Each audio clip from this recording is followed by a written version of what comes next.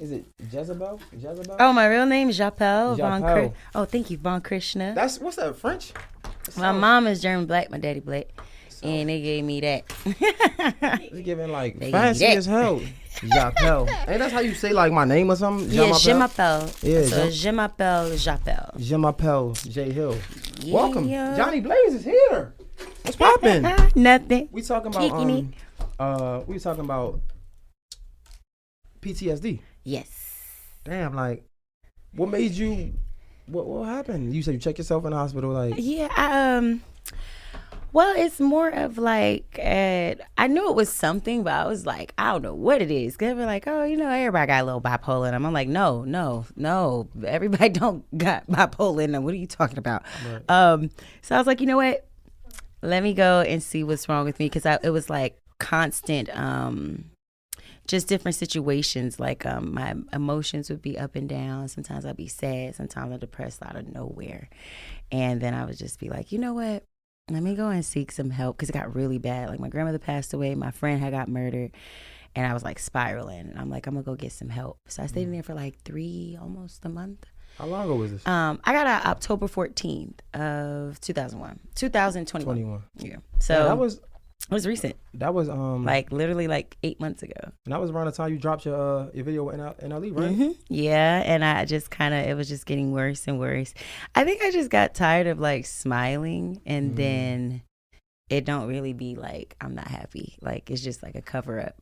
So I was like, let me go and see what's wrong and see what they'll diagnose me with. So he's like, you have PTSD, and I'm like, huh? What's that? And I started crying. He was like, you don't even know what it is. Why you crying? I was like, it's got to be something. He was like, well, I can make you feel better. At least it's not, I'm not saying you're bipolar or schizo. I was like, what kind of doctor are you? Like, you're not making this anywhere like better. But then I started reading up on it, because I didn't want to just be like, oh, I have PTSD. You know how people just be like, okay, because somebody diagnosed. And the things that were happening, I was just like, yeah, that's me. It's trauma from like your childhood, or like it could be trauma from anything, like as a child. And, or it can actually not be actually from that, because I don't want to say it the wrong way. Any type of trauma that makes you feel that you're going to like be very depressed, sad. Some people can get to the point where they're suicidal. I was having all of those. I had all those triggers like all together. So I was just like, I want to get help. And he's like, let's try this medication. And that's why I always tell people, like, it's okay. Like, you can still function and have a wonderful life. You can still be a brilliant person. Just because you might take medication, that person don't. They might need boxing. They might want to run or exercise to get over their whatever they're diagnosed with. There's different ways. But for me, this is what works for me. So I just took it a step further, because some people tend to like, drink. And what you asked me, like, do you drink? I'm like, no. I decided not to drink, because I was taking over 2-3 medications. So I'm on 4. Yeah. And I became open with it after a couple months, like recently, because I'm just like, you know what? I want to talk about it, because some people feel like they're weird, or they're different, or they're not accepted because of it. And I feel like also in the Black community, like we don't look at that. We don't look at depression as sad, and being bipolar and stuff. They're like, oh, it doesn't exist. I want to be the person to show people like, no, it does exist, and it's very important, because a lot of the percentage of deaths in the Black community is because of that. So that's kind of how it happened. It's crazy, because I don't speak on this a lot, but my I have an older brother. Like my mom's had me at a very she was like 45, and my brother, my mom was just raped. Yeah, so like I'm like like a miracle baby. I used to always say, but like I said it to say, my brother was like, he's a lot older than me. And I never really had a real relationship with him, because he had bipolar, but like this was I think it was schizophrenic and bipolar. And like I hear stories about like how he was so like just so cool and like just hip and stuff like that, and then like that happened, and then it just changed. So yeah, because it's not like one way. It's like I'm able to control my PTSD by doing things that I love to do. Like when I'm frustrated, like that's why I'm not afraid no more. I was so scared. Like when I first got out, I changed everything. Like I literally changed how I ate. I lost like 30 something pounds. Like I started doing yoga, meditation. I read like the Bible, about scripture of the Bible, like once a day, like every day. I've had a scripture every day, and I explain to myself what it means to me. I tell myself I'm a winner and stuff, because this all pertains to the PTSD. Little things like words can trigger, And I'll just be like, that's just a word. Back then it'd be like, no, I'm triggered. I want to black out. I want to ruin my career. I want to do all these things so nobody could see what really is the main thing is that I'm gifted and I just been through a lot and I need to figure out how a way to express that without people looking at me and be like, you're freaking crazy. It's crazy because like anything can be a trigger, like literally. Yeah, anything. It was a lot of triggers for me. It was from grandmother passing, the things that I was going through as a child. Like I've been through a lot and it's like, I don't want to be the girl that's like, oh, I went through a lot, feel bad for me and just give me anything because I'm supposed to be pity. Like, no, I want to get it out the mud. I want to show people the growth and stuff. And that's kind of was myself was my motivation. Yo, it's yeah.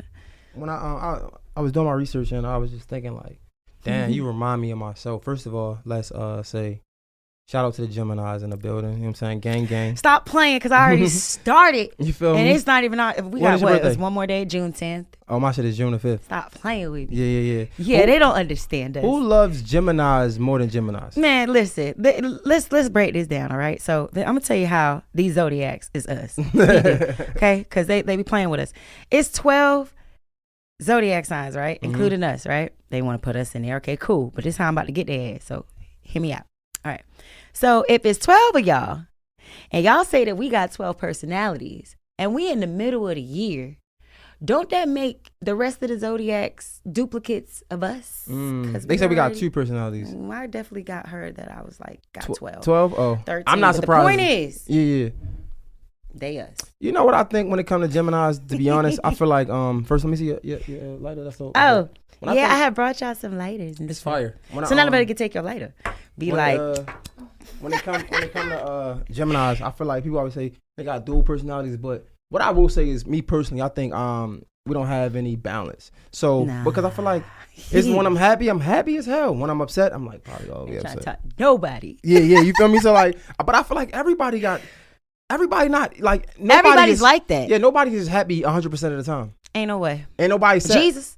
Yeah, I mean, he different. Yeah, facts. He a different type of flex. Yo, but yeah, I was doing my research and I was like, yo, she remind me of me, bro. It's just crazy and like I don't ever say that. You be trying to like hold it in because like I'm naturally like a nice person, but people got the other half because I didn't want to show that because I always show the nice and I done had people bet on me to date me.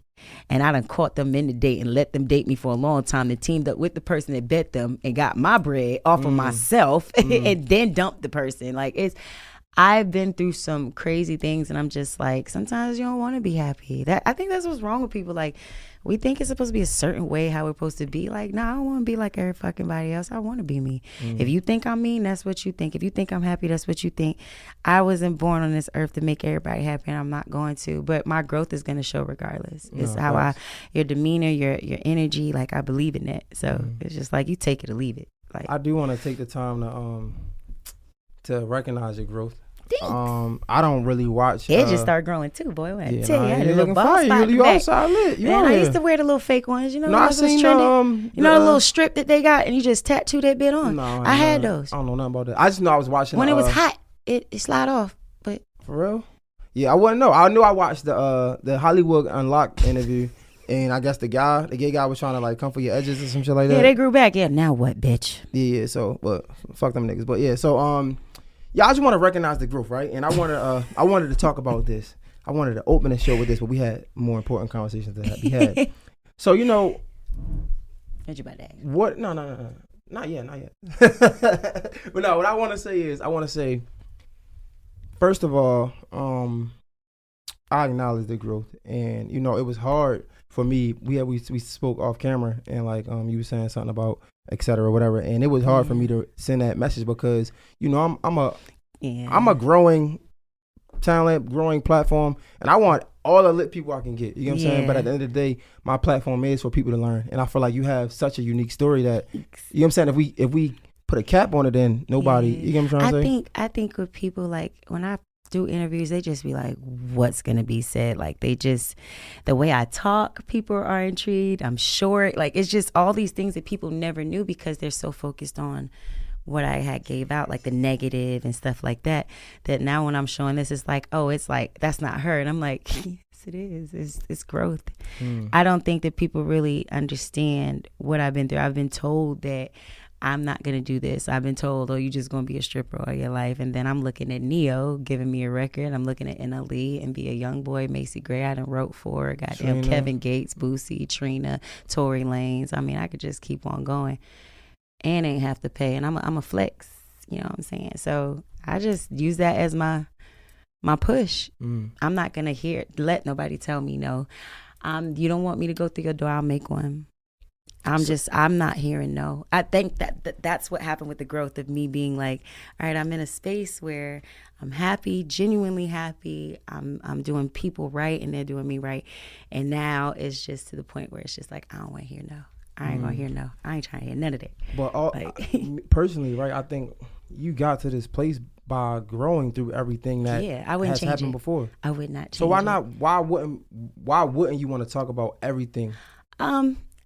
Well, as an artist, when you do interviews so many times, Okay. it just sounds like, you know how Redundant. like it's like if I asked you what's your favorite color and then you said blue, and then I'm like, well, and you said it was my favorite color was blue all my life, and then I asked you again, I'd be like, so what was your favorite color when you was a kid? And you're like, Bro, I just said blue. So it's like, but I have to understand as an artist, this is what interviewers, this is what people, this is what comes with it. So you just gotta, and mind you, I'm getting back, it's only been 8 months where I'm like, I barely even club. Like they gotta force me, you know, if it's a check or something, I'm out, but I changed everything. I'm like a little hermit. I'm getting back into it. So sometimes my label will step in and be like, hey, don't ask this. And I'm like, you know what? And it'd be hard for me to send that too, because it's just like, kind of takes away from, it's like you're critiquing your own interview. And I don't want that. I like surprises because, boy, I'm going to slip. You ask me some kind of like, so that single that's about to drop featuring, I'm going to get, you going to get yours in, I'm going to get mine in too. No, facts, 100%. we gonna work this out. I think, you know, it's dope because I'm glad we can even have this conversation, right? Because I think for me. I think people think I'm like, No, hell no. I mean, and even if you were, it's just like, it's okay. That's why I told you, like. I be feeling, and I don't be liking that either with artists. Not to cut you off. Go ahead, do your thing. I be thinking like, as an artist, if you know you're not feeling good that day, if you know you coming in to really just try to like go in on the interview or whoever's interviewing, like if you know that, just reschedule it. Like, or if you know you're having a bad day, it's okay. Like, don't do it because it's not going to look bad. It's never going to look bad on an interviewer when they ask you the most craziest questions. So it's going to look bad on you because it's how you respond. I don't know nowadays because I don't know if you've seen it, but personality on it's an Atlanta station. I think her name is L'Oreal. I think she probably was on. That's my baby. Yeah, so like they're like kind of like going back and forth with Kalani. That's my baby too. You know what should have happened? You seen her energy. Y'all should have never recorded. And I love both of them. I mean, you should have never recorded, or either you got it got what it got. It got the views. But that's usually, and it wasn't them trying, because I know them. I know they're not desperate for views, or I'm not even gonna put that out because they're sweethearts. Her and Headcracker are fire. It's more of like, if I'm an energy baby. If I'm an interviewer and I'm interviewing you and I feel like it's off, and then you don't know what I might have going on. I might be like, I'm ready for you to go ahead and try to be funny. Now I want to snap on you. Now it's like, you don't know my energy. I don't know yours. I would have just been like, hey, you know what? Let's try it another day. Right. You know what I'm saying? You could tell by looking at, I could look at her face and tell she didn't want to do it. But it's kind of 50-50. It's actually nobody's fault. It's not y'all fault. It's not their fault. It's just, you got to go off a vibe. When I feel a vibe is bad, I'm out. At this point, I couldn't be no interview. I'm like, you want to smoke a blunt? So me, that's like, I she feel like for drink. the artist, Something wrong with you? I get it for the artist. I get it. But for like the personality is work. Because I've had like it's interviews. Your job. Yeah, I've had interviews where people, and like it's my job to make them comfortable. You know what I'm saying? They be clowning Wendy. Like, I don't like Wendy because of what she said, but would you say it? No. So somebody has to do it. And she's a person, and that's why her views are up. That's why y'all continue to watch. If she was such this evil, terrible person, why do you keep watching her? Why does her views keep on doubling up? Because you enjoy it. Because it's not you, it's somebody else, and you enjoy watching it. Right. But you don't enjoy it being you that does it. But you enjoy somebody else saying what your inner self wants to say. And that's how I look. That's why you get fan bases from, like, you'll have a fan base as a person that has your podcast, or you'll have a person that has a lot of fan base because they're a singer. It's bigger than that. It's how you move and everything. So and usually people become fans because it's something that they can't do. And low key, they kind of like it. They're like, I like that Wendy's rude. I like that she talks about people. But I'm going to sit on here and comment and say, that's so bad. But then you're the number one person as soon as she gets on TV watching. My number one consumer. So people go back and forth. But if you put a light on their ass and really show them, they're like, oh, I didn't do it. Their hands is behind their back. But they want to do the crazy shit, but they don't want to say it's me. I'm one of motherfuckers. I did it. What you gonna do? Facts. What you gonna say? If it's my mistake, it's my mistake. And I'm gonna learn from it. I'm gonna grow from it. Now, I personally just want to say thank you because I think I represent the small medias, and I know I'm doing good. Never say you small. You always be. I'm big. I'm all right. Big guy. J. I'm good. Big J. It's just when I say I represent the small media guys, because I still remember like it was yesterday when I was doing internet radio and just wasn't getting the views that I am getting now. And it's like I understand that as an artist. You're just like, that's a blessing for sure. So then when it start happening, it's like, yeah. So I just want to say thank you for us being able to get through that. I appreciate that for sure. Because I understand. Like when I read it and I was like, I get it. Like I'm very open and stuff. It's just texting is terrible to me because it be sounding like I'm mean. I'm like, damn, that's not how I want I ain't take it that way at all. I hate texting. I ain't take it that way at all. But no, that's why don't, if you had to, not a label aside, right? If you had to have it your way, right? Why wouldn't you want to talk about, I don't want to say bad things, but the past, just the your old Jhonni. Yeah. Start the story that came with it, that made you who you are now. I'm not afraid. Back up off me, Mike. Goddamn, boy, took my damn 44W off my damn face. All right, so I don't mind talking about my life. You ask it, I'll tell it. I feel like we just be wanting to move on, like, and I do too, low key. And I just want to, you only not necessarily get rid of the bad things. You only get rid of whatever that people think of by doing great. And then they think of that. Then they think of whatever else that you're going to do. They kind of goes, it's there, but it's not there. Right. So I think that's how I look at it. But I don't mind, if it does get brought up, I'm not going to be like, because I still have to represent myself. Right. You know what I'm saying? I don't want to say to run. Then it's like, well, forget what he asked. Did you see how she just reacted? And that's where it goes. Like, it's all in how you react. I mean, that's and do things. It really is. So I don't be minding. It's just like I be having so many other exciting things. I'm like, I want to talk about this too. Do you feel like sometimes that your past overshadow what you're trying to do now? I don't give a damn. Yeah, okay. I understand you don't give a damn, but do you feel like that happens sometimes? I used to say yeah, but no. Because I look at the things that people say I couldn't do, and I'm like, okay. So I get, like they couldn't say I couldn't do a lot. I wouldn't be a musician. I wouldn't do, like, just be successful. You know how people are. They just like, you won't be this. You won't do that. You're not going to do this because of this. You're not going to do this because of this. And I'm like, yes, I am. And I'll do it. And I'm like, see? But it's not for them. It's like for myself, my inner little Gemini thing. It's like, I can do that. Why would I even listen to you? Like, you're crazy. I could do that. And then I'll tell myself, yeah, let's get to it. It's like an accomplishment for me. Not to entertain other people, but just the success. Like, I came from the hood. You feel me? Like, I ain't have nothing. Like, my mama worked 2-3 jobs. Like, my daddy worked. We wasn't like where them families where it was given to you. Like, some of my clothes came from Walmart. I was cool with it. That's probably why my damn favorite store is Walmart. Aisle 5. Figure it out, y'all. Some of y'all might need it with your pH balance. You know what I'm saying? Want to get clean. It's called soap. And I just always been that person where I've cherished things from sitting with my family in the house, and we 5 deep, but it's 2 bedrooms. Like, it's just, I found other things of happiness. So growing up, it's just like, when you're not given something and then you start getting opportunities, it's like, yeah, let me keep on doing that to get even better. So I don't mind talking about if somebody asks, it's just, I just be like, whatever. So don't bother me. Let's talk about it then.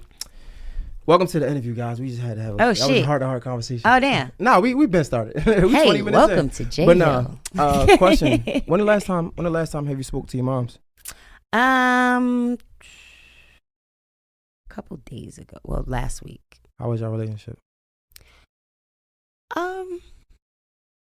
I don't know. For me, I love her.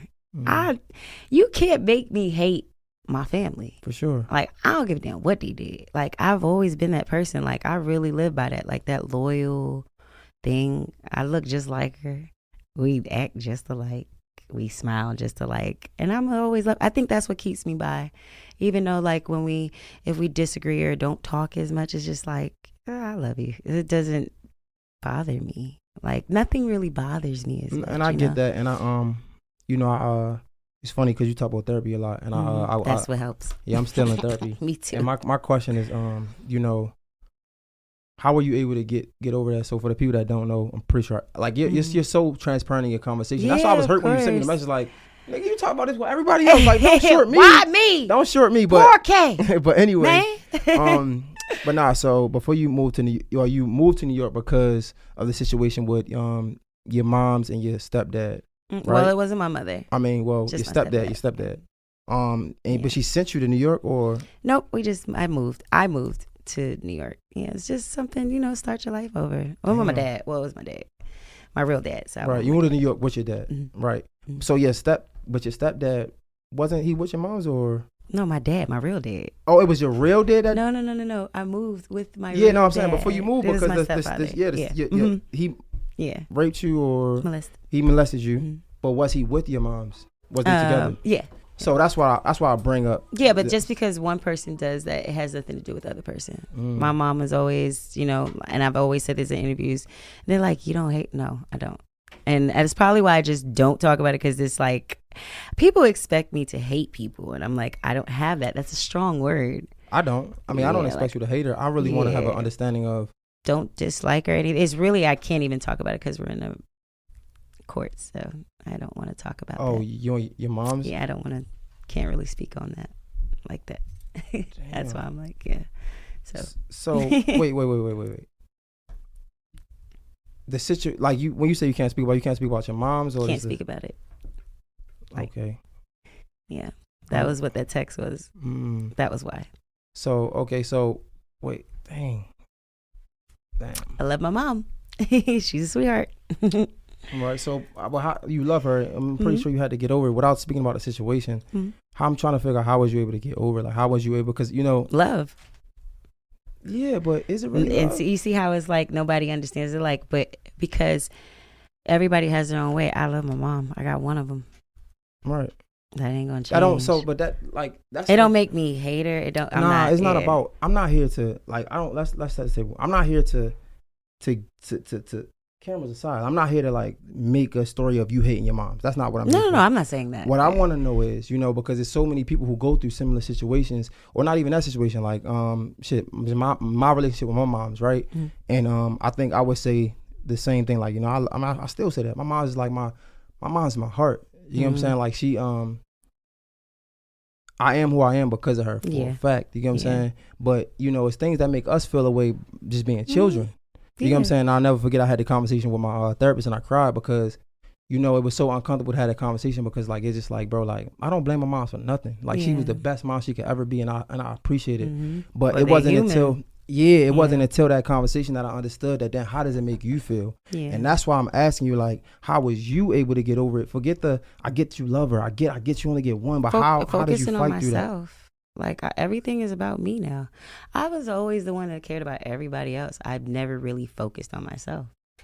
Like, I just it don't affect me, nothing. Like, I don't know how to explain it. It just doesn't bother me. It doesn't consume my life like that. It's just, it's there. It's what it is. So you talked about these things in therapy, or? Yeah. I have a therapist and a psychiatrist. Yeah. And I don't have a shame in it or anything.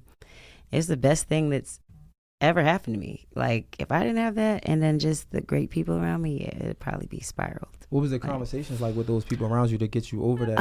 Or it don't even be about my childhood or like trauma or anything. It'd be about, what are we gonna do now?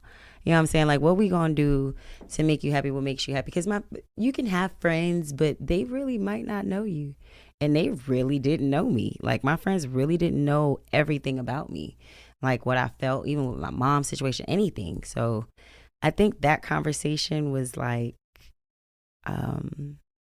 more of a shocker to them, because it's like, damn, I don't know her. I gotta start all over. Our friendship, like, that's how they were looking at me, like, damn, I didn't know that. I didn't know that bothered you. I didn't know when I say these things bother you. That's what therapy helped me with too. I was afraid to really tell people like what I felt, because I feel like I'm always hurting somebody's feelings, always being like a not an introvert. Was a person that takes people energy. Like if you're sad, I feel sad now. Empath. There you go. So I don't want to be like that no more. That's what when my mom and me disagreed, like I would be an empath. Like I would feel bad. I don't feel bad for me having my own opinion or feeling what I feel. So that's what helps me. It's just like, it is what it is. I love you. Cool. So you got through those hard times by just focusing on yourself? Yeah, like I keep away from people, and I step back and I look at, like, do you need to be here? Do you need to be here? Why are you here? And there was a lot of people I had to let go because they had me on a whole different path. Like, how is that? They didn't get it. How do you know you're truly healed from something if you don't? Because it sounds like, I'm still growing. I mean, it's only been 8 months, about 9. It takes a long time, but I say this, I feel way better than what I was feeling before. So I know something's happening. Something. No, for sure. Yeah. And that's why I commend you for even going to the hospital. Well, I say that because I've been hearing this story. I mean, you talked about this a year ago, 2 years ago, and all even my life. Because I'm an advocate for it, but it's like now because of what's going on, I can't. No, forget the situation. Like, not even that. I'm talking about your feelings and how you get through your feelings and how do you heal if you didn't talk about these things specifically? Like, I just was hiding it. I didn't know I needed. You know how somebody like goes through things and they're like, we don't know that we need healing because we try to duck it, like cover it. I was like, let me pull this bitch out because this is bothering me and this is bothering me. And I got tired of ducking things and hiding it. I was like, I just want to be free from anger. That's where the outbursts come from. That's where me wanting to fight, me wanting to air people out, me wanting to just diss people, jealousy. I've never been jealous of people, and I was jealous of people. I'm like, what is this? Like, this ain't even my flow. This ain't my character. And it stems from childhood and up, like just going through stuff. So, but you wasn't, like a year or two ago, you wasn't into that no more. You was talking about counseling. You was talking about therapy. Yeah, and I was telling people that it takes time. And that was years ago. It takes time because I was off and on with it. This is the first time where I've been consistent with it. And I'm like, okay, I like this. Because at first I'm like, I don't like this. You know me personally, and you're supposed to be my therapist. And you talking about other stuff in therapy. It was just terrible. I was getting the worst therapist and stuff. Now I got the right things that I need, and it's like I enjoy being like this. Even how I respond to stuff, like the old me you asked me, I would have been like, man, I'm out. I'm about to leave, and I'm about to take my fruit with me. No, you can have it. That's fine.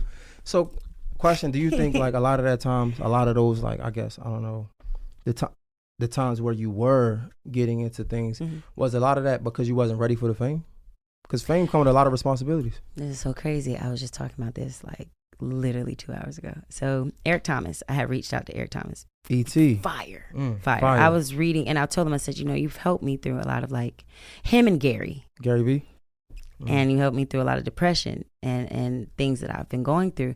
I ain't think these people was going to respond. They both responded. And I'm like, okay, cool. So you got any classes I could take? And I had, before I spoke to Eric, I went on YouTube and it said that the worst thing that could ever happen to you is you think failing is the worst thing. Try being a failure because you're scared of success. And when I tell you I was working out, I literally cried. My friend thought I was sweating. I was literally crying because I've heard that a lot all my life. They're like, you know what your problem is? You do everything just to steer away from being successful on purpose. And you be knowing you wrong. Like if I have an outburst, I know that it's wrong. I used to know that it was wrong. Like, oh, I'm about to dog this person out or fight. And, oh, I want to be this. I want to show people I'm a stripper. Really, I don't have to. I'm doing all this stuff, doing drugs at the time. I don't have to do that. But I'm doing it because it'll push everybody away so you can stay away from me. And I don't have to deal with the success that I know I deserve. And then when I realized that, I'm like, yo, like, that's the worst feeling, being a failure because you're, and it's nobody else. It's you. And I've always been told it's you that the reason why you're not successful. And that was the most painful thing in the world. Like, and I don't want to be like that. I want to, you know what it remind me of? I want to Google this real quick, so don't think I'm being rude. Nah, it's okay. This is what it remind me of. You remember Coach Carter? The football movie? Yeah, it's a basketball movie, but it's okay. Damn. So, basically, it's a poem. And it's called Our Deepest Fear. And I don't know if you heard of it before, but I'm going to read it to you. Just first couple lines, right? And it goes, our deepest fear is not that we're powerful beyond measures. He said, our deepest fear is that we are powerful beyond measures. It is our light, not our darkness, that most frightens us. And when you say that, that reminds me of that, because it's not that we are powerful beyond measures. It's not that we can accomplish everything that we set out to accomplish. Got all these opportunities here, and you're like, which one do you, it's like all the successful things in front of you. I've had so many, and it keep happening. That's why I'm like, okay, God, I'm doing this repetitively. Like, keep putting blessings in front of me. You keep on hitting them. Like, why don't you just want to accept it? When you sit there and you see all this success, and you're just like, just pick one. I'm gonna give you something to think about, though. You know why I think we shy away from it personally, and this is my first time ever saying this. You know, if you think about anything that's different in the world, right? It's like we shy away from anything that's different. Anything that's different than what we usually see, we don't like it automatically. Like automatically. Yeah. Now think about this. That's true. Just knowing your story, right? And my personal story. Your parents wasn't very successful, as in like, well, I don't want to say successful because you measure it by different things, but they wasn't. Yeah. They wasn't. I don't know. Shit. I'm gonna say successful for lack of better words. Your parents probably wasn't successful in your eyes. No, to me, I was the one that they were like my heroes. For real? Yeah. Like what? But I found the littlest. See, I'm very weird, I guess, if that's the word. So I've always found the most interesting things in the littlest things. So, like, for example, I started playing piano when I was 6. My mom couldn't afford classes for me. She couldn't figure out what type of talent this was for a 6-year-old to be playing classical music. So she got me these tapes that were from Salvation Army, for example, right? And when she got them, I would sit there and listen to them and play and just figure it out. And then I figured it out. And I thought, to me, in my eyes, my mom was like a superhero because it didn't matter where they came from, the cassette tapes, but it allowed me to be able to play over 6 instruments now. So my definition of seeing somebody in a certain light of success was so different from what they'll be like, oh, my family's rich or she's a doctor. No, my mom was a superhero to me because the kisses on the forehead, or if I fell, like I just found happiness in like totally different things than what people would think. My dad, like, wanting to be, when I got older, he would talk to me and he's like, I always wanted to be around you, just certain things. And I always thought my dad was like a little superhero too. Like when I would see him, he would, we'd go shopping and get little sneakers and stuff. And I'm like, oh, I'm like the coolest kid ever, because I got my dad around. So I'm a little different. But I mean, it's also times where like, and this is what, like, because we can't, like you said, like your dad built the crib for you in his garage, right? So like, because you didn't, he was like, you a rebel, right? You don't want to listen to me, right? So that's what I'm saying. He said, I love you, but I'm gonna keep you real close, but not in here. I feel like us as a culture, we're not used to that love. I mean, granted, like we probably get it now, but we're starting to get it now. But because we're not used to it, when we get it, it's foreign to us. So because it's so different, we don't know how to react when we get the love that we truly deserve. Back then I was like, wait, what you gonna put me what? And that's what I'm trying to say. He built a whole apartment for me, a whole apartment, like furnished everything. He said, you stay in here and you gonna pay rent, and I respected it. I didn't understand it too much, but when I thought back, I was like, oh, my daddy loved me, because he really could have just left you on a road. Could have just for sure. In New York, and it's cold. The snow come up to here, you couldn't find me. So, I don't want to be outside. But that's what I mean. I think because like we're so used to like trauma, we used to pain. To be honest, like we was birthed in this country into pain. Into pain. You know what I'm saying? So like when we see something that's so different, when we see love, it's like sometimes love is like so foreign. Different. And then we have so many different definitions of it.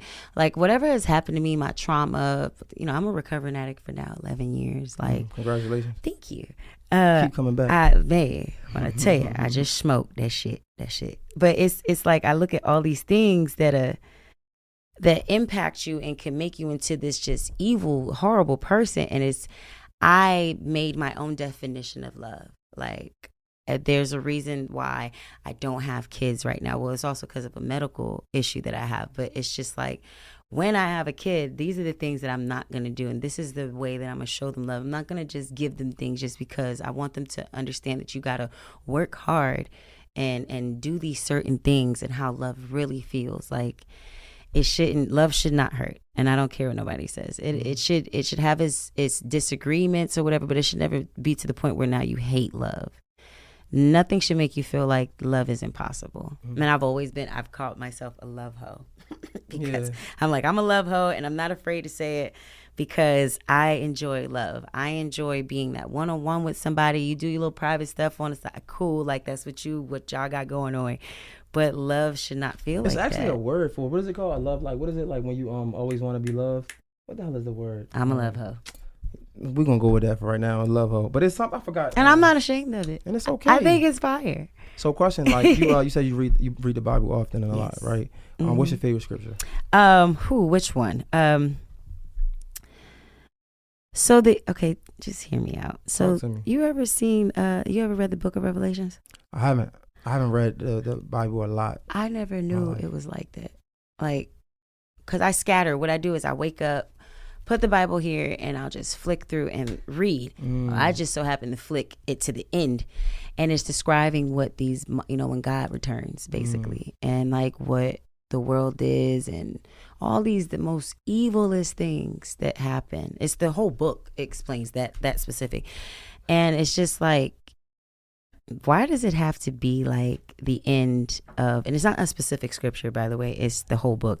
Why does it have to be like to the point where it's all this terrible things for people to now, it says in the Bible, like people are on their knees praying to God. Like, why does it have to be like that for you to not understand that this man is here and you just got to do right. And he's just going to bless you. Like, just do right by him.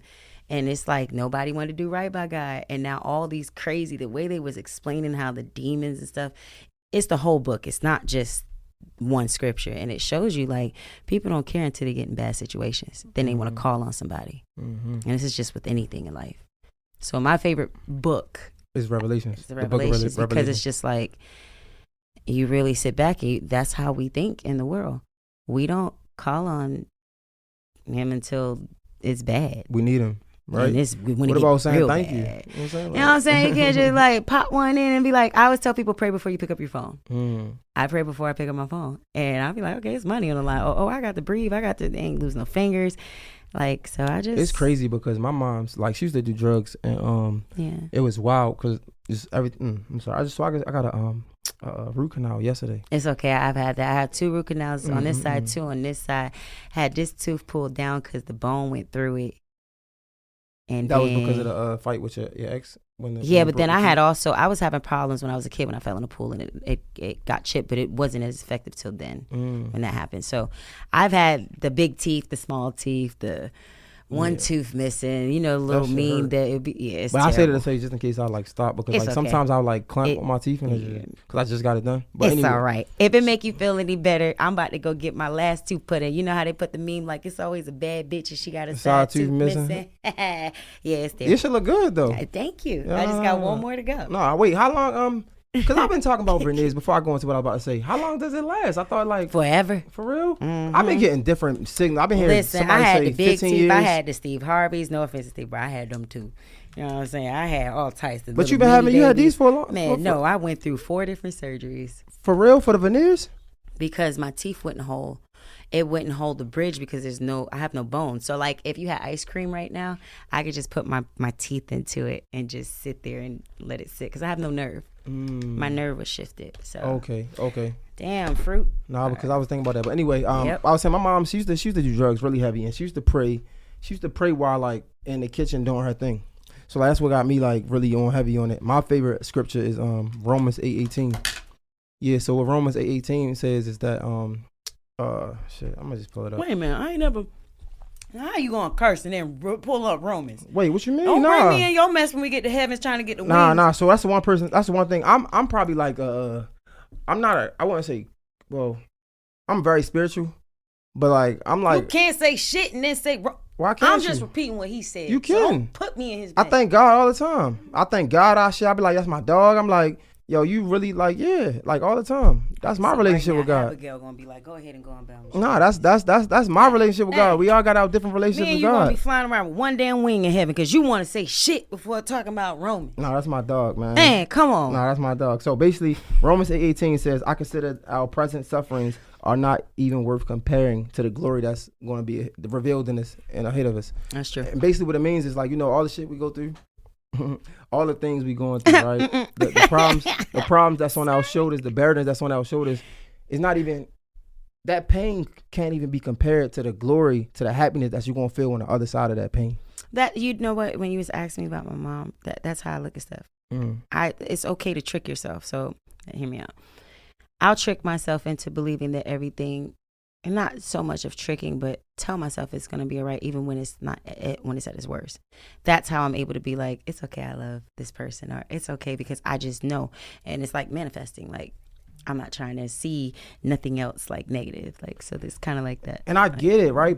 I think I'm the same way, but therapy teaches us different things. And I feel like what therapy taught me was we can't really get over it until we get through it. Deal with it. Yes. Yeah, you know what I'm saying? Like, yeah, we can be like, we're going to be dope and it's going to be great, but we got to deal with it. And that's the hardest part to do, is to deal with it and reflect on it. That's why I'm trying to pull it out. Nobody don't want to accept it. Well, I maybe because I've already did it with when I was in the hospital. So it's like, my therapist told me, once you go through it, so I've went through it already, do not go back and do it. So that's where it went to when you was asking me why you don't want to ask certain things and stuff. I told them the same thing because I wasn't doing them for a while.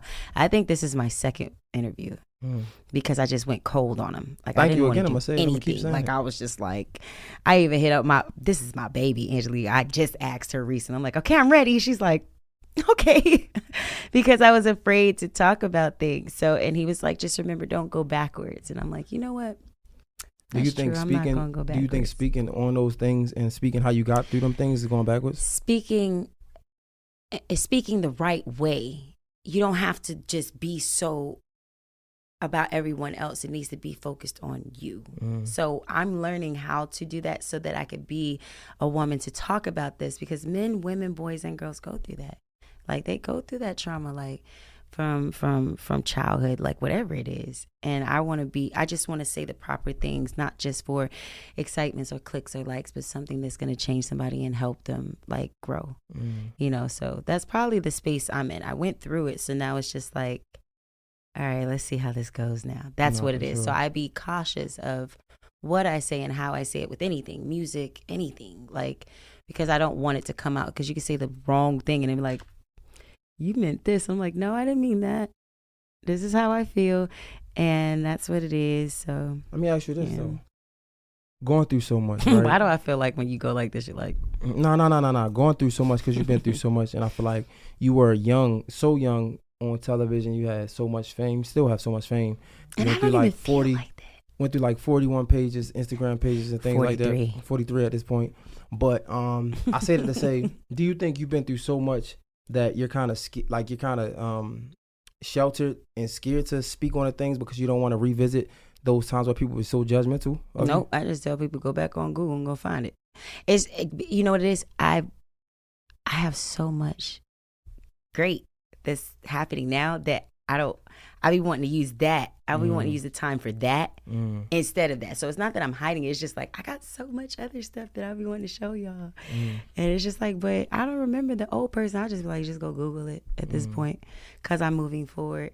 And that's what they teach me in therapy, because everybody's therapy is different. They're like, with you specifically, you can't backtrack.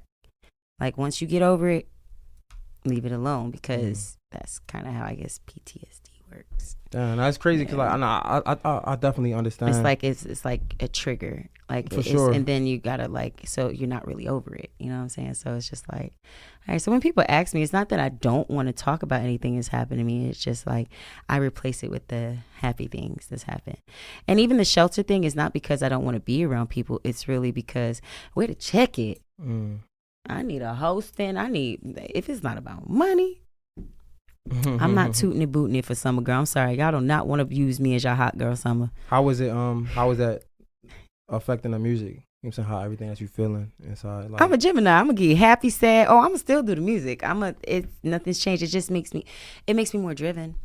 I used to be scared of, like, what I was telling you, like, of success. Now it's just like, I want it. Like, what's up? Where is it?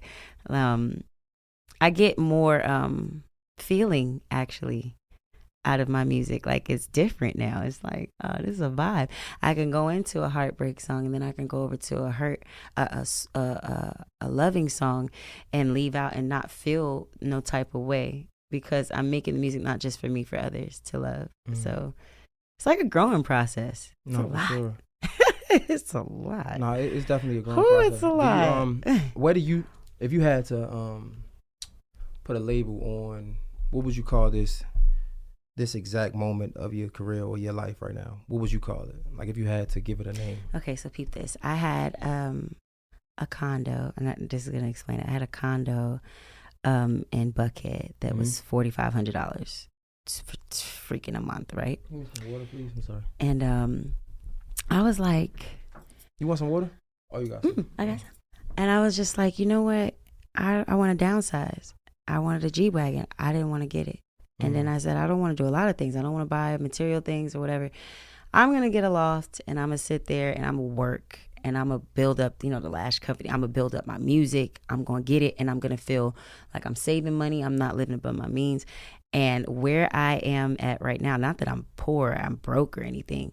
It's like, I'm at the place where it's like grind mode, and it's going to happen. So like you I'm call at this moment grind mode? That the moment where you don't know when it's going to happen, but it's soon, like, yeah, you about to take off. If you that's where I'm at. It's like right there. But come on. At that moment, like. Come on, man. What do you mean? Listen.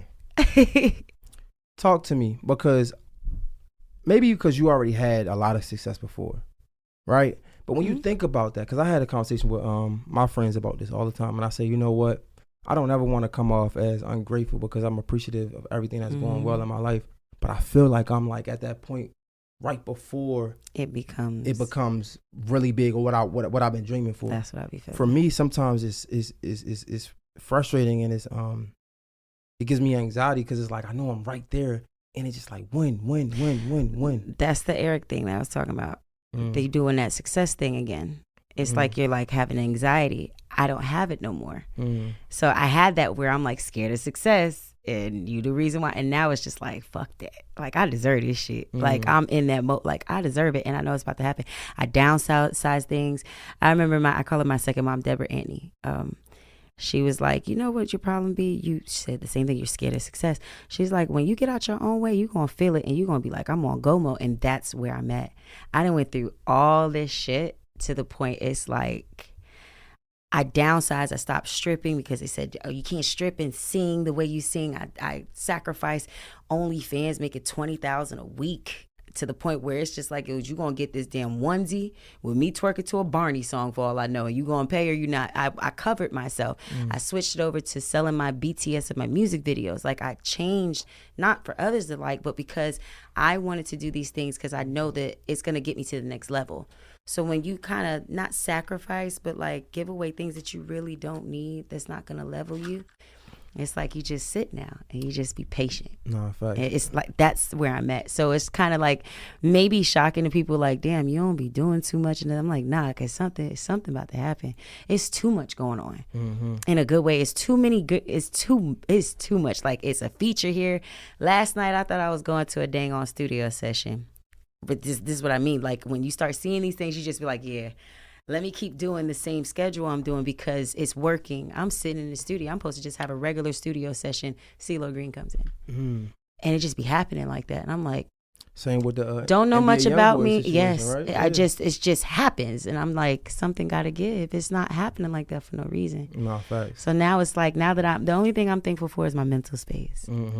Because if my mental space was how it was before, even this wouldn't have happened, like the interview. Like, I feel it. So why would you want to shift it? Don't be afraid of it. Like, I don't want to be afraid of success no more. Nah, for sure. You talked about Miss Deb. How is she? She's wonderful. Every day. That's probably her texting me. Nope, that's not her today. She's still she was your manager, right? That lady ain't going nowhere. She don't even need that title no more. I just be like, that's my second mom. Yo, how is it working with like she's a legend? Yo, how is people it ask, so look, like that's crazy. They be like, you don't be scared of I'm like, yo, let me tell you our relationship, all right? So Deb, when I be calling her, she be in her shower. Just showering, like, what's up? What you doing? And I'm like, yo. She's so raw, bro. But sometimes I be naked trying to get dressed. And she be like, nobody don't want to see your ass. I'm like, I don't care. And it's genuine. It is funny as hell. We was on Growing Up in Hip Hop, and they was asking us, what did we want to film? Deb calls me. And I'm thinking I did not expect her to ask you, because this shit was funny. I said, what you want to do for this next episode? She said, a colonic. I said, what the fuck is that? She's like, let's do one together. I said, what the fuck was, let me Google What is that? I said, you want me to do what? man, the TV the people was like, yeah, we should do that. I'm like, what the hell is a colonic cleanse or colon, whatever? It's when you lay down. Oh shit! Next to each other, spread your butt cheeks, and put something up in there. You take all the stuff out your butt. That's ridiculous. I heard about girls sitting down and doing it. We should do this together. I'm not looking at you while they sucking shit out my butt, Deb. But this is our relationship. And she start cracking up like she said, I'm gonna pitch it to him. I'll call you back. I'm like, what the fuck? And I love our relationship. People think that we're not close. We call each other almost every day. That's so fire, bro. And I needed that sometimes when I, just the situations with what we were talking about. Like I be needing that love. Like she funny as hell. That lady is funny. Did she play a big role in like getting your features and stuff or not? Cause she's so connected. So everybody has their own like job that they do. For some reason, me DMing saying hi, I'm Jhonni. I play in 6 instruments and sing. It works. Has got me all of my features. The only one I think it was NBA and Trina, because I used to dance for Trina and I asked for a feature. She's like, it's not time. And then 6 years, like, what has it been? 8 years? It's been a while since I danced. It don't count when I'm at home. Mind your business. I got so many videos to post of me falling off the pole. First of all, somebody should have screwed the shit in my damn wall the right way. Anyway, I'm a big bitch. I don't know what happened. I fell. I'll show you the video later. Anyway, it's just more of damn it, I forgot what I was talking about. We're talking about you getting features. You were saying, yeah, Trina, and then years later we ended up doing a feature. So everybody has their own thing. They'll tell you like she's good at that shit. Like the features, it just be happening. I hit up Boosie. He was like, sure, and I'm like, okay. NLE Chopper, it was when he was like 16, and it just didn't work. And his dad was like, it's gonna happen. That song. And he went through like his like that spiritual thing. And his label DM'd me and was like, NLE wants you to hit him up. I'm like, okay. He's like, I owe you a record. And I'm like, really? That's hard. He's like, yeah, don't worry about it. And he slid on that record. That's man, told me he only had 2 hours to film for the music video. And he's seen how I was just rushing and stuff. The boy stayed for like 6 hours. Damn, that's hard. Just kicking it, just cool people. And it's just, that's all I be wanting. It's just people to take a minute or two just to hear.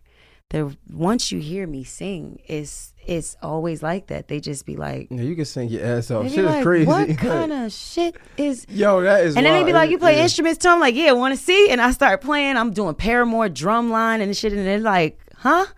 And I feel like God kind of did that. Like, wait, so he's just like, you know what? She's crazy, but let Abigail sprinkle some talent on her. She'll be fine. Go ahead, drop her in. Who's your favorite? Your favorite artist? Brandy. Or not right now. Overall, like all together, Brandy. Like, for real? It's the riffs. Damn. Tracy Chapman, Billie Holiday. I like Paramore. I like Bleak 182, Dolly Parton, Christina Aguilera. I like Britney Spears because of the entertainment. Like it's just people have different things. Cher, Sade, because she's just one of a kind. She went missing for 10 years, came back and sold 1 million copies. That's the type of artist you want to be, where you could just kick back and be like, you know what, bam, disappear. I don't want to be like that. I actually want to be up in y'all face because I owe y'all asses. But people like, I just have different varieties of artists. I like Kiss. I like Queens. You know, I like cadences. I hear by ear with music with the 6 instruments I play. So I'll listen for the sound. Like if we're talking, I could tell by how you sound, your tempo and your level. Like they're mad. So when you say like, it's crazy, right? Because you ain't named out of everybody you ain't named the person I thought you would have named. Hill, I like to. Mary J. Blige. Not even that. When you say you play 6 different instruments, Alicia the first Keys. thing I think of is Prince. Because everybody's been like, you're like a mini me Prince. Yeah, and I'm like, that's the first person I think of, like, because he played. I was kind of a Michael Jackson like lover growing up because I had the same last name, so I just told people that was my cousin. Mind your business. I was a kid, so I get an excuse for saying that. All right. So, and he's still my cousin. Now what? So, and then I got the hang of Prince, and I was just like, wow. Stevie J is the one that told me I remind him of Baby Prince because he plays instruments, and then Zaytoven, like so crazy. Man, what? But crazy. Honestly, to be honest, so this is before my time. I didn't know until I started doing my research. Look at you. Oh, I'm sorry. I didn't know until I was doing my research, and Stevie J got hits. Man, what? Bro. You know who else is crazy that I've always I've liked her voice. She's like cool, super cool. Invited me to her listening party. Mooney Long. Oh, that's the Why is her track sheet so damn long? Rihanna, really? Mariah Carey. Oh, she wrote Beyonce. For all these people. What? Damn. What? That track list is so disrespectful. What song did she write that I probably didn't know about? It's like the hit songs that Rihanna had, like was it Disturbia or like it was fuck? Like when she had the red hair, when she had the short hair with Drake. It was like those type of records. I'm sitting here like that's why she said in the interview she was like I'm tired of writing for people, and I was like damn, why she said that? Damn, because the songs that she was probably writing was supposed to be like. So, but I do somebody else, Sony Digital just brought it up my label. They was like, you know what, it'd be fire. Why don't you start writing? And I'm like, and then my first one, I wrote for Macy Gray. Damn, that's fire. Somebody said for me to write, and I started writing. I didn't land at a damn legend. That's I co-wrote with her. Yo, you know, it's crazy because I know everybody was surprised or shocked at the Lil Yachty writing the City Girls. Cause you got to think about it. Men be watching when we do ratchet stuff. And that's what I was saying. Men be seeing that and they love it. I would never be shocked after I heard Sean Garrett wrote Soldier. What? Sean Garrett's fire. Man, fire. Lil Yachty. I'm not going to lie. When me and Juicy Fruit did a record, my label is ran by a guy named Nove. He looked at me. And it was a Pain song. He looked at me and he was like, say this. And I was like, I don't want to say that because that's kind of out of pocket. He said, but you went through it. I sung it, and then when they heard the outcome of it, they was damn near in tears. And I was just like, people don't understand, like, men watch stuff. They just don't say nothing because y'all first thing y'all want to do is call a man gay. You want to, but that check ain't gay. That's actually the check is gay. It's real happy. It's real gay. You call me gay all you want to. And that's how Lil Yachty was looking at it. Like, these men that write these records, they be listening to us. They watch everything. My brother mimics me and be like, this is what y'all be doing. I'm like, you watch that? And they're like, yeah. So of course, when I have my writers, majority are men. Majority of my writers that write with me are men because I be wanting to talk like how y'all talk. Have me sing like what y'all be singing or what y'all feel. Like, this is what I feel, but I want to talk this because it attracts. Like, why would she sing that? Why would she say that? You know what was fire? I felt like you had posted this picture. Oh, man. And I don't know. It was a picture. Like, it was attractive. Which picture was it? I don't know. I think you had blonde hair or whatever. And I'm weird, too. So, like, the caption, what I thought was fire was the caption was like, go check out all my music on all social platforms. Boy, one thing I'm going to do, I'm going to advertise. Yo, you know who I like? Prima Donna. It'll be a beastie argument. It ain't got nothing to do with Prima Donna. Prima Donna up under there like, yeah, so this is a perfect time for y'all to tell y'all it's 30% off on my cooking books and all. And I said, you know what? I think she got something there. Let me start. So now when they be posted me on social media, I'm like, yeah, so you can check out. So I said, I'm about to lure their ass in with a cute picture. When I seen that, I was like, what the fuck? And I used to think like, damn, Lizzo plays flute. She twerks. You play the piano and twerk. Let me play piano and twerk because you can only be one person. It's only one Lizzo. It's only one Johnny. But if I tweak this and switch the instrument, technically that's a whole new vibe because she's always going to be the girl that twerks and plays and flutes and sings and phenomenal. And I'm always going to be the first girl. And my mom always told me be first. I'll never be last. Be first because they always going to remember the person that started it first. For sure. But when I start playing that piano and twerking, I was like. But let's not act like it's nothing new under the sun though. Everything is like recycled at some type of way. Somebody done did it. Somebody, we just didn't see it yet, but somebody did a little. How do you think your music career is going right now? Way better than what it was before. I could get nobody to jump on nothing. Like now, it's just like way easier. Do you feel like you get the recognition you deserve? I never look at that. I've never really even thought about it, because you know how people be like, "Oh, she's not successful yet." I'm like. Or if someone says, oh, they're not there yet. And I'm like, what's your definition of there? Because if a person can even get a feature from somebody that you couldn't get from, or if I got something for free that you have to pay for, that's successful. And I think people label what success is and then they get depressed because it's not standard to what this person thinks success is. But to me, the shit that I said, I came from the hood. The shit that I've been through, I'm doing pretty good. I just got to keep on going. All it takes is one song. And after that, everything you do, they love. So success aside, right? Because we know success can look different for different people, right? you said that you're right before you get there. So what is there for you? What is there? Like, what does that mean? It's I don't know how to say it as an artist. It's a feeling. It's like, all right, so I could be talking to you right now, and I'm like, I'm still grind mode, and then I could walk out and go home, and I get a call, be like, RCA wants to give you $30 million. So $30 million by RCA is there for you. But it's not that. I'm not thinking about the $30 million. I'm thinking about, okay, it's $30 million, market this, open up businesses, do this. What can we expand and do the music? Like, I'm thinking in a different type of mode. Like, yeah, like now I could do this.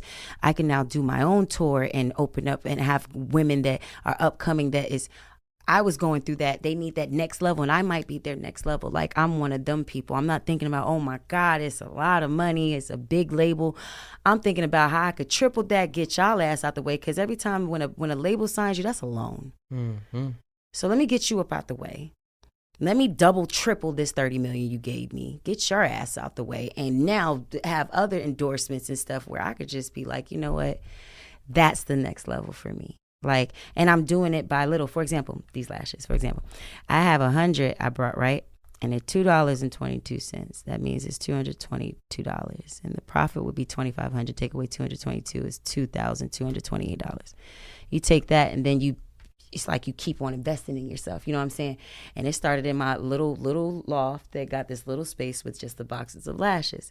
You keep on going with something, then you get to a warehouse. And you look back, it's not that I wasn't successful when I had the 100 boxes. I was always successful because I even had the box itself. It's just having it there. It's just now it's on a different level. Do you get what I'm saying? So it's always going to be success when you start something out, music, whatever it is. It's just going and making it bigger. That's what makes it feel like you're going to the next level. But it's really always been big because you believed in it in the first place. It's just to society, oh, it's small because you only got a couple people buying it. Does that make sense? So that's what I mean. My next level, I've always been successful. You come out the womb successful. I always tell people, ain't no such thing as famous. I don't think I'm famous. I don't think I'm a celebrity. I just think I'm a bomb-ass fucking entertainer. Well, you are a celebrity, but like, we're not about to downplay so that at all. No, but because I don't know the definition. Because shit nowadays it's like shit. I could sit here and drink all these Bel Airs and then go viral because I drunk all of them and then walk outside and skate backwards and do backflips and now I'm viral. I'm known as the girl that can do all that. Now you're famous. People call each other icons and don't know the definition of it because they feel that they're icons. So would you tell somebody they're not an icon because you don't think they are? So that's what I mean by like. People that play words is words. Like it's all in what you put the work in. Like, so that's what I mean when I say the next level. I'm thinking of what can I do to make something even bigger. No, because I already feel I'm successful. I felt successful when I did my first little talent show and got booed at goddamn Apollo. I got booed because I looked like an old, like a adult. I was thicker, and they brought me back. I was like, as a kid, you can't boo kids, and I felt like shit. And I went back and I kept going, but I was successful because I even got through the damn line. Some of y'all couldn't. Facts. So you just gotta. It's like a mind thing. You know what's funny? I feel like even nowadays, I feel like success. I feel like social media plays a big part in what we didn't have success social media, look like. Man, because you boy, when I tell you. Buy $20, pay somebody $20, get 1 million damn followers. Everybody think you just big as hell. Facts. It's nothing but a damn bunch of bots and goddamn Korea, Africa, Zimbabwe, West Bubble fucking everything. Facts. Just like, and you don't even know them people be like. But you know what happens? You take your ass back home. You got all these people fake liking your shit and people wanting to fuck with you. But then in reality, you in somebody's basement, ain't got no bed. You depressed. Damn, they want to kill your damn self. You have a drinking problem. You don't got the favorite job that you want. But you're going to go ahead and give that $20 again and make it do 1 million again because you like the feeling of feeling like you accepted. When people probably would have accepted you, like let's say if it was an artist that was doing it, you trying to rent out cars and shit to make your freestyles, when they would have respected you if they would have just seen you with your hole in your shirt in a Honda, but you smashing. They would have respected that more, but you didn't want that because you felt like they were going to tear you down. So you want to build this, buy fake chains in the fucking flea market and shit and look all popping and shit. Don't put no money to your marketing, but you're going to get that $20 to make this image look good. And you take all that off, you still fucking miserable. That's true, but we can't ignore social media sucks. We can't. It does. It does. But that's why I want to have this conversation about social media, because as much as social media sucks, we can't ignore the help that it brings us. we got whole jobs on social media. Exactly. Now. You know what I'm saying? I got a job we on can make it. a lot of money from social media. So yeah, it is negative, but it has a lot of positives as well. Yeah. And we can't ignore the importance of your image. But people overlook, they want the negative so bad that they don't even see the things that's so successful. And I got trapped in that for a minute too, just wanting to be accepted. I'm like, fuck that. And I wanted to go there. That. We talking about so much, and I think it's dope and so many people can learn from this. Yeah. It was a point where you like kind of like took a hiatus and people thought you was missing, right? Yeah, I was missing from theirs. Yeah, but you just needed some time. I need space. How much pressure is it? How much pressure does social media play on it when it comes to like, yo, like people telling that you wrong and you wrong for going missing and pretending like you did. How you gonna tell me I pretended to be something? How you gonna tell me I pretended to want to die? Niggas want to die. And then when we say that, then we wrong for that too. It's like nothing makes y'all happy. And I ain't about to be one person try to please y'all motherfuckers. When you still live in your mama's basement, when you still trying to figure out your life, when you upset about your life so you want to make somebody else feel bad. And then you got the nerve to say you're a fan of mine, but you down in me for taking a break. You know what I'm saying? And then when I went back, I said, I feel like the only people that I owe an apology to is the people that genuinely do love me and support me and understand that I'm human.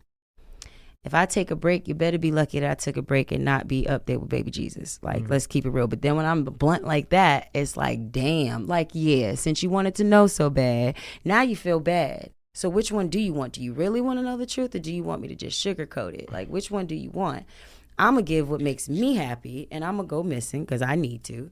And I need to take a break before y'all don't see no pictures getting loaded the fuck up, and you just ain't got nothing but memories. And that goes back to you checking your damn self. Like, who are you doing this for? Who are you trying to make happy? Them or yourself? Because making somebody else happy, your ass going to end up done for. And that's what I was trying to do, trying to make everybody else happy. So when I got back on, I was on some like bucket type of attitude. It is what it is. I ain't do no interviews on purpose, no nothing. You see me out and you see me cool. Like, and it works for me because it gave me my sanity. And some people didn't like me no more. Some people loved me even more.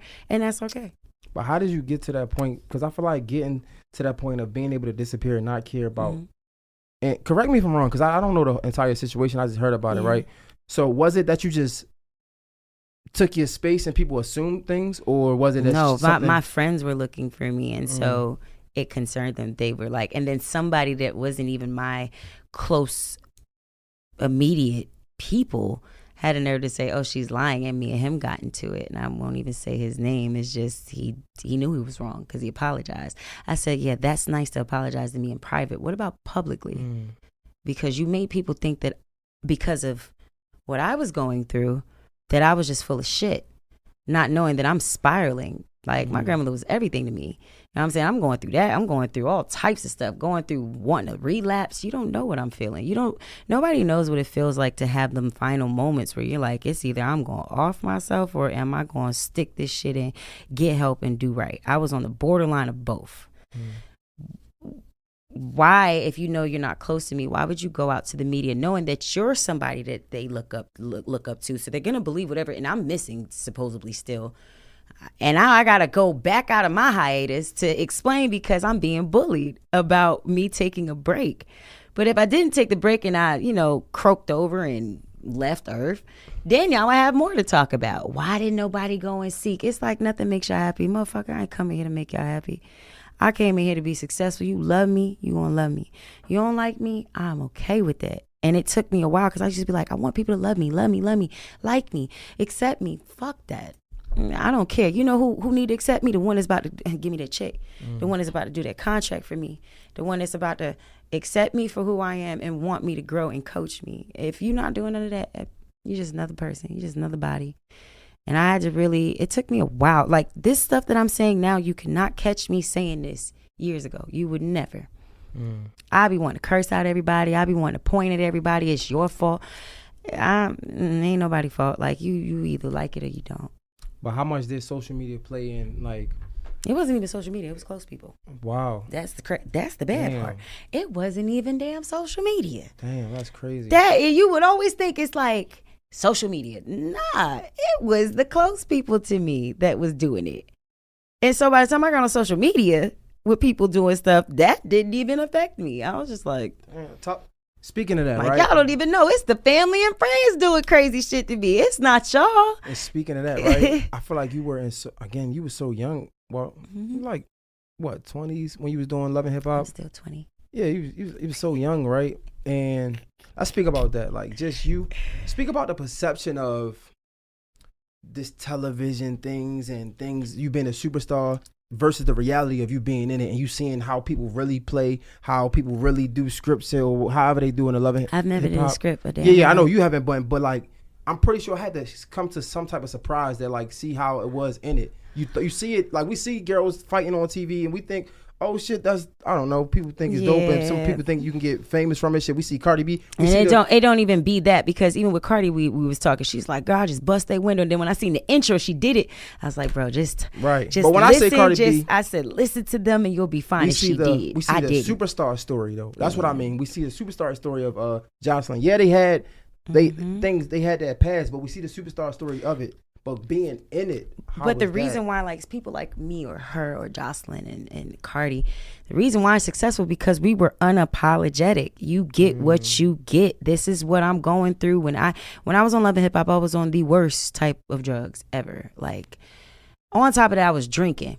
They didn't force it. They were just like, I said, if you're gonna film something, you better film it. Because I'm not doing action. And that's what made me great for TV. But really it was me fighting my own demons and stuff, and people didn't see that. They just seen, girl, they got a fat ass, they could sing here and there, yeah, but she crazy. Like, and people love that. So I grew a fan base accidentally by just being myself at the time of who I was. You know what I'm saying? So it wasn't nobody provoking me, nobody pushing me. It was just my real life that people just happened to be interested in. I was giving them what it was, and they were like with the reunion, I was just like, yo, they said, you can't fight her right now. We don't got the cameras. I said, well, I feel bad for you, honey. You got an iPhone? And I went off. I went to go fight. Like, I've never been the person to like wait for a camera, wait for this to get some views or whatever. No, it was what it was. And then I look back at it and I'm like, damn. Do you feel like I always say this, like I feel like the same reason people love you, they hate you for the same exact reason. Like they hate you for the same reason they love you. It's like, damn, you don't want to see me grow. Do you ever feel like you was blackballed by? I don't believe in that word. I don't. You know what? At one point I felt it and I was like, man, there's some bullshit. Ain't no way in hell. Because it's just me psyching myself like, ain't no way in hell. And I kept working. I'm like, yeah, I definitely don't believe in blackball. All the stuff that people should be blackballed for, it's like the only thing that you could blackball yourself is if you do something that's just out of pocket, like something with children. Like, I'm not fucking with you. I don't care if you're my favorite artist. You do something like that, it's a wrap because of my history. It's something that you have to do crazy for you to be completely blackballed. But people don't care now. People are so careless and don't even respect their own elders. They don't respect a lot of shit. They don't respect their OGs. People just like, they don't care. So it's just like blackball is just like, what's that? Like, what is that? Like a ball that's black? Or like, they don't know. What do you think that people intentionally not giving you opportunities because of your past? No. Nope. Not at all. Because opportunities that I be wanting, I get them. And I just be sitting back. There's always, this is very, very crazy to say, but I just believe it. There's always someone, whatever position, lawyer, doctor, whatever you want to be, there's always somebody that is going to give you a chance. And this is the crazy part. The person that gives you a chance can even be yourself. That's fire. So, and people they overlook it. They're like, I want a chance from everybody else. Somebody gonna give me a chance. And then they don't even realize the chance might be your ass. Like, it's you that needs to give yourself a chance. So it's always something that's gonna happen. Something gonna happen. Facts. And I gave myself a chance. I said, you know what? Let me start putting myself together.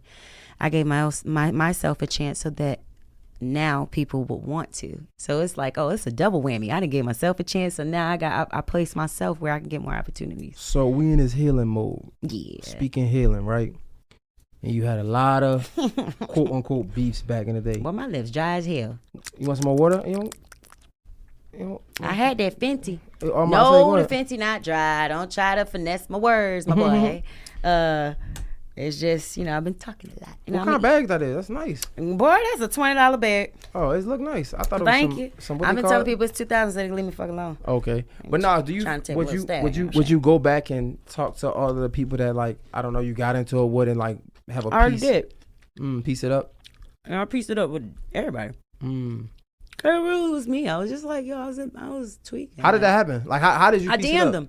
It was like a DM. I was like, hey, yo, man, before you block me, you just want to say something. I went on fake pages. I was like, hey, man, let me talk to you real quick.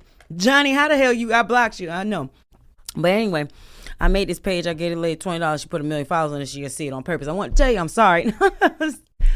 I just was literally DMing everybody I had a problem with. Damn. Who was the last person that you DM'd to piece it up with? Lyra Galore. Damn.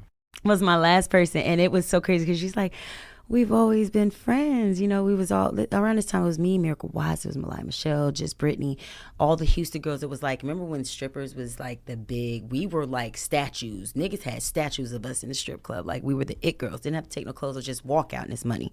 So we all grew up and we're looking like, she has a kid now. Miracle is on P-Valley, like, and doing stuff. And we look back and I'm like, I owe you an apology. She was like, you're so gifted. She's like, I've always been your friend. It's just you were mad at me. And I didn't understand. I said, what's crazy? You were a tad bit younger than me. And you reminded me. And they would say we kind of look alike. And I felt jealous. And as a woman, I am not afraid to say that. And I'm like, I was jealous of feeling like somebody could be me. And I didn't realize no one can be you but you. And she was like, wow, yeah, you did change. What kind of medicine they got you on? I said, girl, I'm going to tell you later. It works. Yeah, but we became really cool. And she was like, same thing with Cash Doll. It was just little minor things. It was like the littlest childish shit.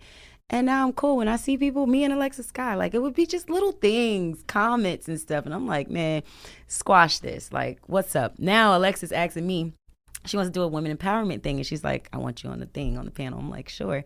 And when you just are honest and you're in a headspace of like healing, it was easy. It was like 20 people I made over. I was like, hey, I didn't even know I didn't like that many people. Okay. Out of those 20 people, was anybody harder to like win back people over? Were actually more hurt. Some people I really hurt. And I was just like, I never noticed I hurt you. They're like, yo, you hurt me really bad. Who was the person that took it? Like, you hurt my feelings, worst?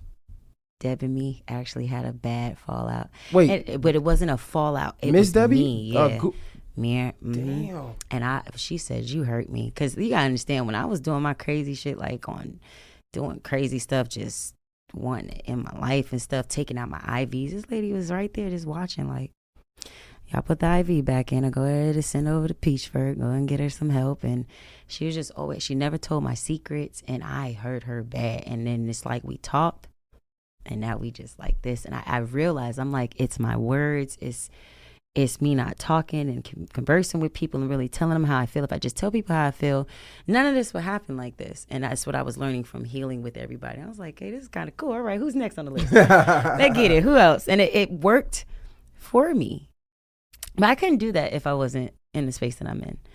I would always try to blame other people. Then when I sit and I'm thinking about like why we fell out, and I'm like, damn, it was me. Damn. I was hoping one of the situations I was healing, like trying to fix, I was like, maybe it's them. And then when they broke it down, I'm like, damn, it was me again. God damn.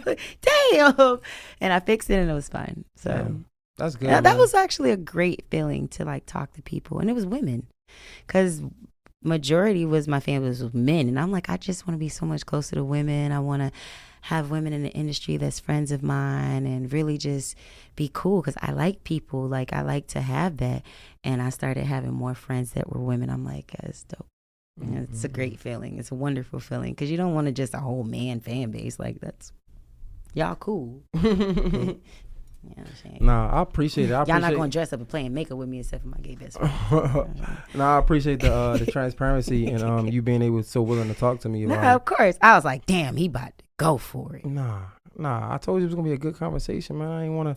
That's not the plan. Let me smoke this blunt before I go. Nah, that's never the plan. My conversations is for healing.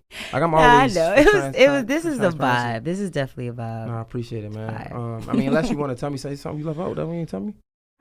What you want? Oh, am I? I was like, how you get my number? You can ask her. Go ahead, ask her. I was like, how you get? What was your question? Oh, I gotta get y'all something. We gotta talk about that.